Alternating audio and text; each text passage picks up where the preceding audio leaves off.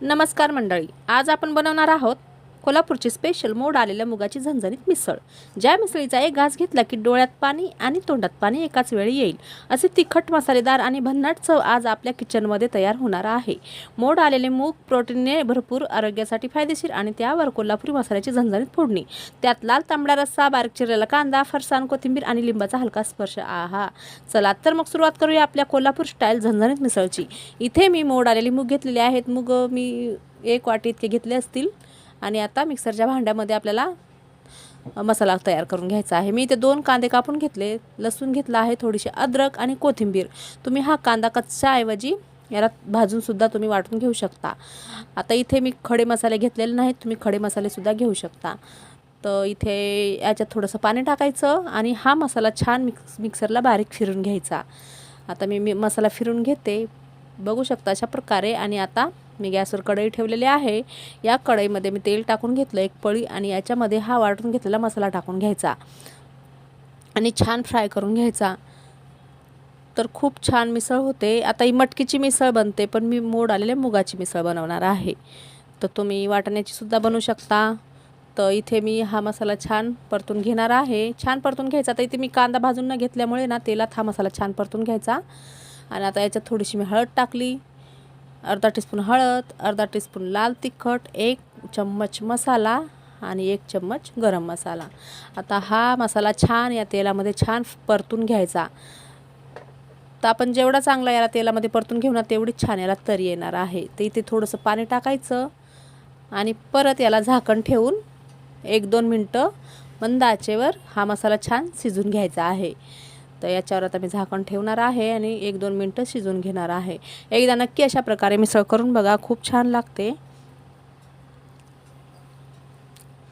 आता 1-2 मिनटानंतर बघू शकता मसाल्याला छान तरी आलेली आहे।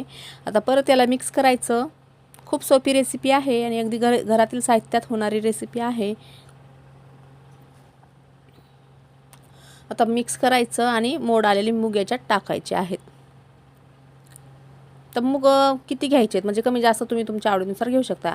मिसळमध्ये आपण असं कडधान्य कुठलंही असो कमी टाकलं तरी सुद्धा चालतं, कारण याचा रस्सा आपल्याला जास्त पाहिजे असतो, कारण आपल्याला याला पावासोबत खायचं असतं। तर पावासोबत खायचं म्हटल्यावर रस्सा जास्त करायला लागतं, तर तुम्ही पाणी जास्त टाकू शकता। आता इथे मूग टाकल्यानंतर किती पातळ पाहिजे ना त्यानुसार तुम्ही पाणी टाकायचं आहे। मी तर इथं जास्त पातळच करणार आहे, म्हणून मी 2.5 ग्लास पाणी टाकलेलं आहे। चवीनुसार मीठ टाकायचं आणि परत याला मिक्स करायचं। आता मिक्स करून छान उकळा येऊ द्यायचा आणि 5 ते 6 मिनटं मीडियम गॅसवर याला शिजून घ्यायचे आहे। तर तुम्ही ही मिसळ चपाती भाकरीसोबत पण खाऊ शकता, भातासोबत पण खाऊ शकता, किंवा तुम्हाला जर मिसळ पाव खायचा असेल तर तुम्ही पाव आणून मिसळसुद्धा खाऊ शकता। तर इथे 4 ते 5 मिनटं मी मीडियम गॅसवर ही मिसळ शिजू दिलेली आहे। बघू शकता किती छान तरी आलेली आहे आणि सुगंध पण छान सुटलेला आहे। तर इथे आता परत मिक्स करायचं आणि आता ही मिसळ झालेली आहे रेडी। आता इथे मी गॅस बंद केला आहे आणि आता आपल्याला याला प्लेटमध्ये घ्यायचे आहे। तर मी याला त्याच्या आधी थोडं मिक्स करते। बघू शकता किती छान तरी आलेले आहे। तर आता ही मूग असल्यामुळे मूग लवकर शिजतात, तर जास्त वेळसुद्धा नाही लागत याला शिजवायला आणि आपल्याला कुकरमध्ये सुद्धा शिजवायची गरज पडत नाही, याला डायरेक्ट आपण कढईमध्ये याला करू शकतो। तर मिसळ रेडी झालेली आहे। आता मी एक ताट घेते।